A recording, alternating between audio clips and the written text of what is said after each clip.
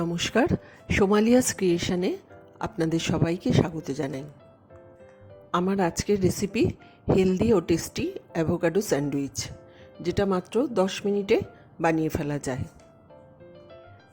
রেসিপিটি শুরু করার আগে ভিডিও আপনাদের পছন্দ হলে একটা লাইক, শেয়ার ও সাবস্ক্রাইব করতে ভুলবেন না। আসুন রেসিপিটি শুরু করছি।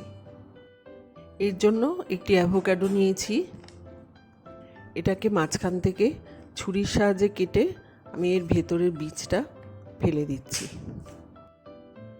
ঔষধীয় পুষ্টিগুণে ভরপুর অ্যাভোকাডো বা বাটার ফ্রুট। পুষ্টিবিজ্ঞানীদের মতে প্রায় 20 রকমের ভিটামিন ও মিনারেলে ভরপুর এই ফলটি কিন্তু রোগ প্রতিরোধ ক্ষমতা বাড়াতে সাহায্য করে।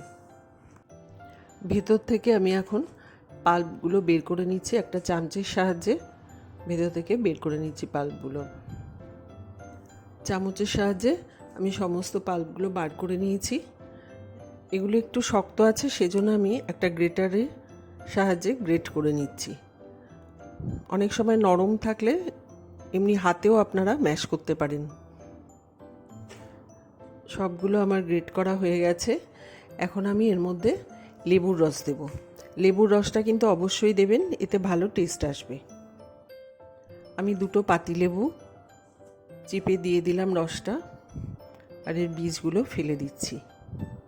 এটা শুধুমাত্র যে স্যান্ডউইচ করে খেতে হবে তা নয়, এটা কিন্তু পরোটার মধ্যে পুর ভরে যেমন বেলা হয় সেরমভাবেও কিন্তু খাওয়া যেতে পারে। এবার এর মধ্যে দিয়ে দিচ্ছি একটা টমেটো কুচি, একটা পেঁয়াজ কুচি মাঝারি সাইজের, একটা ছোট লঙ্কা কুচিও দিয়ে দেবো। ঝালটা আপনারা যে যেরকম খান সেই বুঝে দেবেন।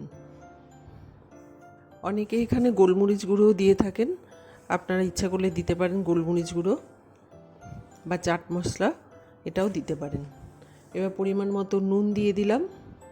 নুন দিয়ে এবার আমি সব কিছু একসঙ্গে সুন্দর করে মেখে নিচ্ছি। সমস্ত সবজির সাথে আমার ভালো করে মাখানো হয়ে গেছে অ্যাভোকাডো। এখন অন্য একটি পাত্রে আমি একটা ব্রেড নিয়েছি, তার উপর আমি বাটার লাগিয়ে নিচ্ছি। বাটারটা ভালো করে চারিদিকে ছড়িয়ে দিচ্ছি।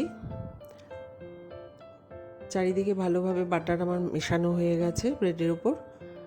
এবার এই যে পেস্টটা তৈরি করলাম, এটা আমি এর উপর দিয়ে দেবো। 1 চামচ দিয়ে দিলাম। এবার আরও 1 চামচ আমি দিয়ে দেব।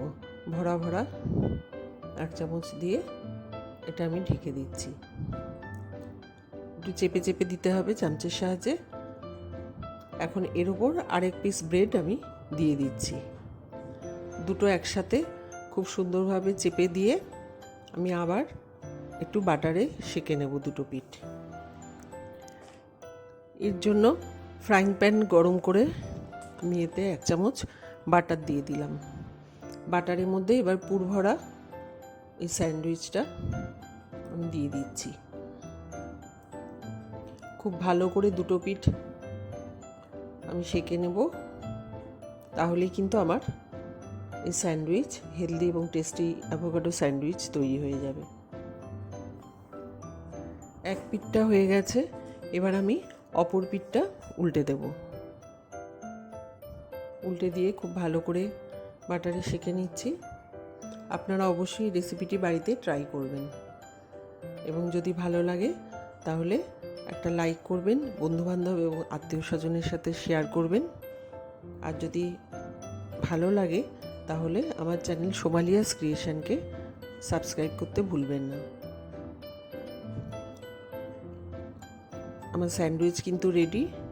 এবার আমি নামিয়ে নেব। ছুরির সাহায্যে আমি মাঝখান থেকে একটুখানি কেটে দিচ্ছি। এবার ওপর থেকে আমি একটু চিজ গ্রেট করে দিয়ে দিচ্ছি।